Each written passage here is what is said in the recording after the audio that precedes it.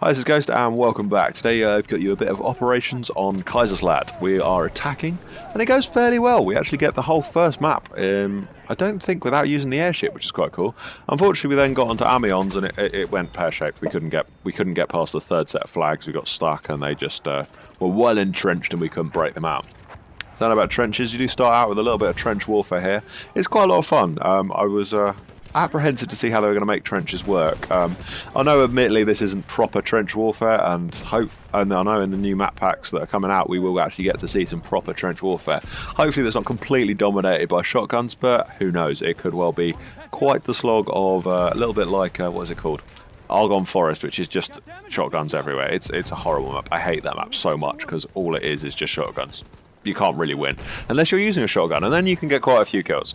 But yeah, today's gameplay is a little bit of everything. Me just going through, capping the flags. I think most of the time I actually playing the medic, and it was a weird concept, a medic reviving people. I know it's weird, and you've got very used to it whilst playing Battlefield. The amount of times you'll watch a medic just run over your dead body. You watch the little timer as the meters come down. He's like, oh, he's a meter away. He's 2 meters. He's standing on my body. Why is he still standing there? Is he doing anything? And then he just runs away, and the meter gets further and further away, and you're like, oh, come on. Is it that difficult to turn down? Just point out your gadget and stab me with it, and I'll be alive, and we'd save some tickets, and we might advance and capture this flag. Interesting fact, if you didn't know this, or I didn't realise this until fairly recently, if the thing comes up saying there's a medic 1, 2, 3 meters away from you, 1, 2, 3, it means he's actually got the syringe equipped. If he doesn't have the syringe equipped, it won't physically show that he has the, it won't show him. I learned this out by, I was playing with a friend of mine who didn't have a, was it a medic pack, or, no, he was playing support, he didn't have an ammo patch collected, and I was looking for some ammo, and I kept spamming him with the spot button on my controller, and it wasn't saying anything. I was like, why is it not saying anything? Oh, it's because he doesn't have one. You can't ask him for it if he doesn't have it. So if a medic doesn't have a syringe equipped, or a support doesn't have a ammo pack, or a medic doesn't have a medic pack, if you spam asking for it and just on the spot thing, it won't say anything to them, and that's why they occasionally look rather cluelessly at you and like, I don't understand why you want medic, I don't have medic. Which I don't really understand why you'd play those classes if you're not going to play with that. I mean, that's the key point of playing a medic or a support player, is to resupply or heal or revive your teammates. So don't really understand that concept, but hey, that's the way some people choose to play Battlefield. That is one thing I did really hate about the fact that when they released the crossbow for the support class, is it's just encouraging people to run with less things now, because some of them are going to run with a mortar and the crossbow, and that's just obnoxious. And we need ammo, goddammit. But anyway, enough about the gameplay. A little bit of context about why I made my illustrious return to YouTube, only to then take another week's break. This is purely because I have no internet connection. Unfortunately, I live in the middle of the countryside, which is a lovely place to live. It's beautiful. You can't hear the roads. It's a lovely place to live. However, the negatives of this, you don't have much connectivity to the rest of the world. Although BT were very kind last year, and they dug up our driveway without talking to us about it, and then ran a fibre line under it, and we were like, oh, okay, well, we don't really mind, they're running fibre, we're actually going to get a broadband connection, this is going to be incredible. They then turned around and went, no, this isn't for you. There's a company around the corner have paid for this, and they're the only people that get to use it, which seems absolutely ludicrous. And after speaking to the engineers, when you put a fibre line in, there's like 9 cables inside the bundle that they put in. So this business are using one of them. There's like 8 or 9 redundant cables that are just rolling past about 9-10 people's houses, which just are sort of gathering dust. I would say gathering dust, but I'm not sure that they can gather dust inside a sealed cable. Why? I can't talk at all. So it just seems bizarre that BT won't want to connect everyone else up. It seems ludicrous, but that's their business practice and their choices, which is a little impactful to the rest of it, everyone who it goes past, but we have to deal with that.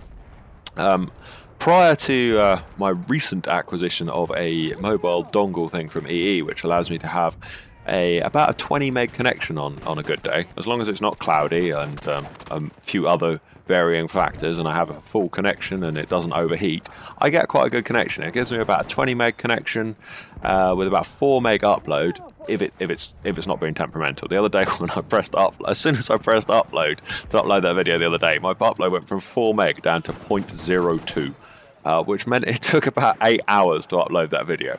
slightly irritating, and then with about an hour to go, it just turned itself off. I have no idea why. It just went, yeah, I'm done. I don't feel like helping you today. I'm done. So enjoy that, which was a little irritating. So I had to restart it, which took even more time. So I have to be honest, my uploading schedule might be somewhat affected by my internet. Prior to using this mobile broadband thing from EE, we were using a satellite connection, which is, if you haven't used it, the worst thing ever.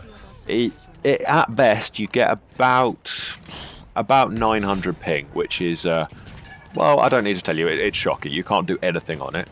Your upload and download are pretty bad if anyone else is using that satellite in the world. So, yeah, that's wonderful.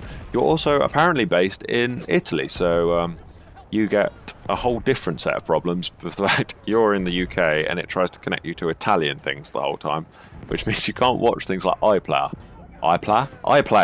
and other things because you're in the wrong area, which is lovely, really enjoyable, that is. Also, it costs a lot, and you get no download capacity. The advantage of the EE thing is I get much better connections, so I get about 20 meg.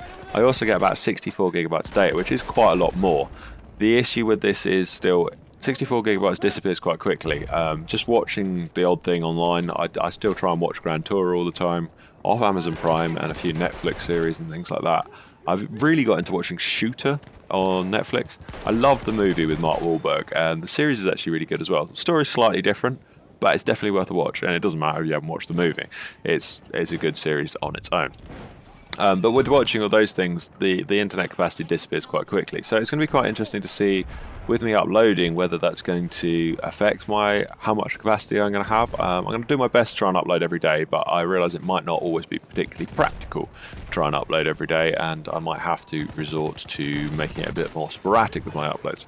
So do bear with me if I do disappear every now and again. I will try my best not to disappear for a week again. Hopefully I can be a bit better with, I can be a bit better with uploading. I will try and be a bit more consistent with uploading, and I have actually managed to figure my connection for this mobile thing out a bit more. We bought a signal booster for it, so I nearly get a full signal on it now.